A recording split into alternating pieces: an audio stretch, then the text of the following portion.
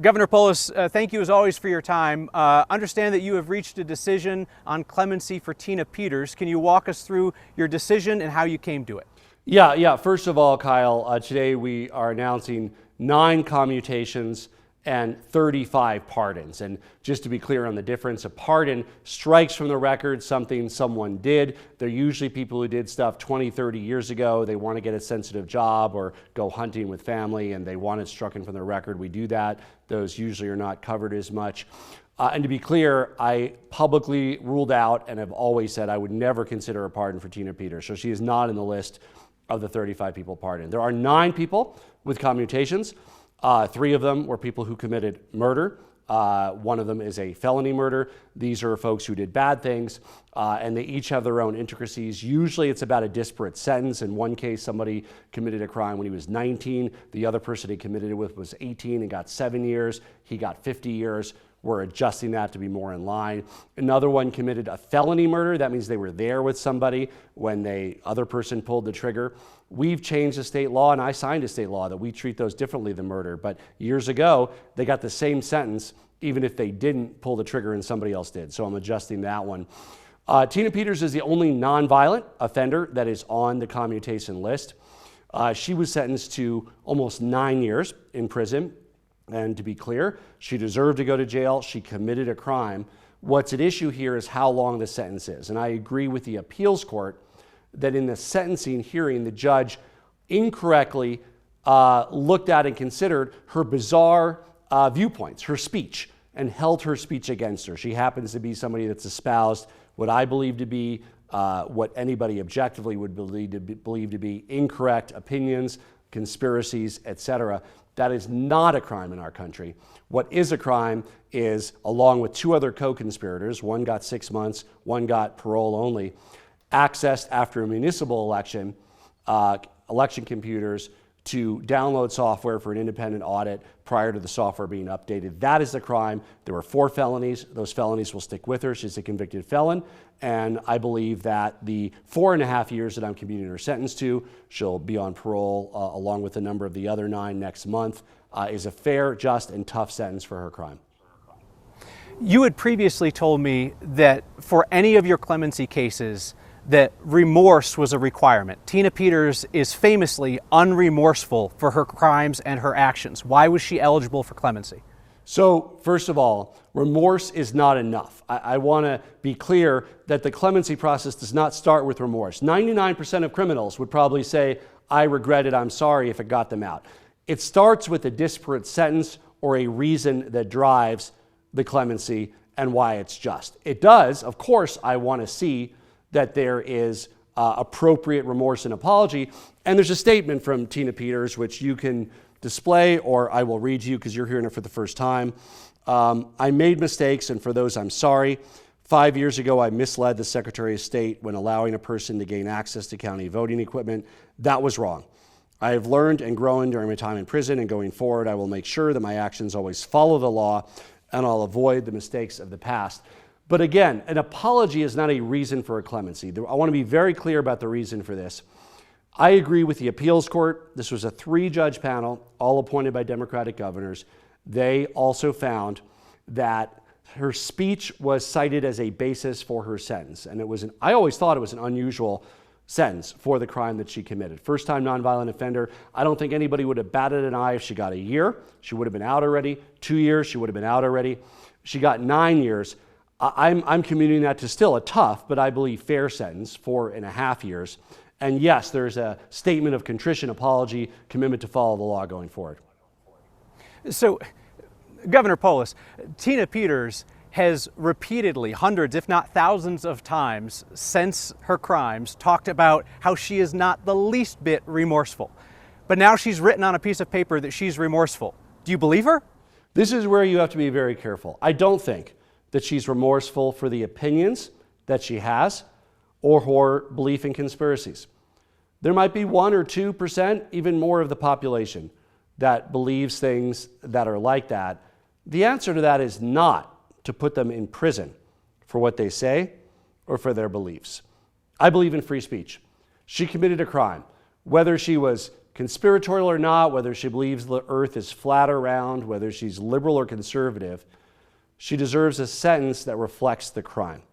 And these kinds of crimes are unusual. I cited another public official in Colorado had one identical felony, 3 other felonies that were different but also same level of felony, and got probation only. I don't think Tina Peters should have gotten probation only. I'm glad she went to prison, but an appropriate sentence of a year or 2, nobody would have batted an eye. Very unusual, 9 years, and I agree with the appeals court that the judge considered her bizarre, incorrect, and speech that we strongly disagree with. I disagree with, rational Coloradans on both sides of the aisle disagree with, but it should not have been a factor in her sentencing. Will you be extending the mercy of your clemency to other inmates in Colorado who, like Tina Peters, are not really remorseful and do not take accountability for their crimes? Well, I'm not aware of any others for whom the speech, the free speech they engaged in, was the basis for their statement. Each of them is unique. For one of my people that we are commuting today, the victim's family agrees with the commutation, that he's healed with them, he served decades in prison. He got life without parole, we're giving him parole. Another one is 74 years old, committed a crime a long time ago, has been a constructive, earned certificates and bachelor's degrees while he's been behind bars. We are granting him parole. In the case of Tina Peters, she was given a harsh sentence because of her free speech. The appeals court unanimously agreed with that. That's something I felt for a long time. I decided to wait, as you know, for the appeals court. They said it far more eloquently than I could. This process does not start with contrition. As I said, 99% of inmates would say, I'm sorry, I apologize if it somehow got them out. That does not get anybody out. It starts with a reason. It is usually a disparate sentence. That's what it is in this case. That's what it is in most of the 9 people. One of them is a criminal penalty that changed, felony murder. He would have got sentenced to far less today had he done his crime. And that's where it starts. And of course, I want to make sure that she's not punished for what she said. She's punished for what she did. Governor, President Trump has been very clear that he has unleashed retribution on the people of this state, in part because Tina Peters is still in prison. Do you think that President Trump is likely to ease up on his retaliation against Colorado because you're turning her loose? And was that any part of your calculation? There is no reasoning. I think the president has been largely incoherent in his comments about this case, got her age wrong, doesn't know what the criminal charges were, somehow believes that she did something in his election. She didn't. It wasn't even an election. He was on the ballot. So thousands of people have weighed in on this, to be clear, Kyle. What I, have the constitutional authority to make this decision do, is go back to the facts of the case. And ultimately, I do agree with the appeals court that speech, unfortunately, was a factor in her sentencing. It should not have been. It's important to send a statement that we support the value of free speech as Coloradans and as Americans. The president attacks me all the time. I wear that as a badge of honor. He attacks us for calling us a sanctuary state. We're not. He hates our mail-in ballot system and attacks us for that. I'm a strong defender of our gold standard ballot system, the integrity of our elections, making it easier for families to vote. I'm always happy to refute the president's attacks and will continue to. Just as in this case, we will continue to aggressively argue that the president's bogus pardon of Tina Peters is invalid. The appeals court also found that in the same decision, that they said that her speech was used for punishment. They also said the pardon is invalid. That will likely be appealed to the state Supreme Court, all the way to the U.S. Supreme Court. Obviously, a president cannot pardon somebody for state-level crimes, and we're going to continue to fight that in the courts. Governor Polis, 2 more quick questions, and I appreciate your time. You keep referring to the disparate sentence in Tina Peters' case. Certainly there are a lot of inmates in Colorado's prisons who feel that they also received disparate sentences. Why is she more worthy of your mercy than all of those people who don't have President Trump in their corner?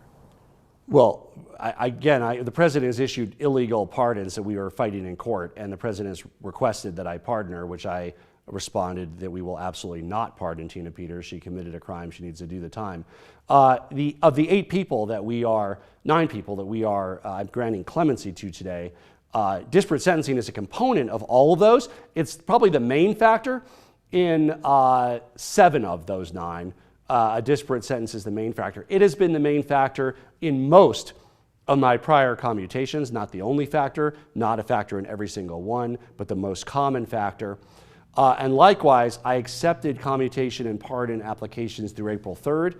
I have hundreds more that we are vetting and looking at. I expect I'll do another round in November and December, or December when I've had a chance to look through these. And absolutely, I hope that there are other cases of a disparate sentence that is very different and beyond the pale for the crime that somebody committed that I can adjust through the clemency process. Last question for you, Governor. You've made clear that you do not want to see Tina Peters punished for her speech. You've also made clear in conversations with me previously that if she is released, as you are now doing, that your only concern is that she doesn't commit crimes in the future. But the fact is, I've read every single one of your commutation letters, and in all of them, you talk specifically about how you believe that the inmate you're releasing is going to lead a productive life that will benefit their community and our state. We both know that Tina Peters is going to go out and help President Trump continue his work to undermine American elections and democracy. Given your previous focus in commutations on how people are going to spend their time after you release them, are you comfortable with enabling that? Look, Tina Peters needs to follow the law like any other Coloradan, like any other American. Her beliefs are her beliefs. I vehemently disagree with much of what she has to say, certainly her conspiratorial beliefs. But the case to prosecute that is in the public. It's going on your show. It's disputing her incorrect information and data. It's not to lock somebody up because they believe something that is not only unpopular and incorrect, but also conspiratorial and potentially dangerous. That's not the country we live in. I believe in free speech. All Americans, regardless of their beliefs, need to follow our laws. Governor Polis, I appreciate you taking time to speak with us today. Thank you, Kyle.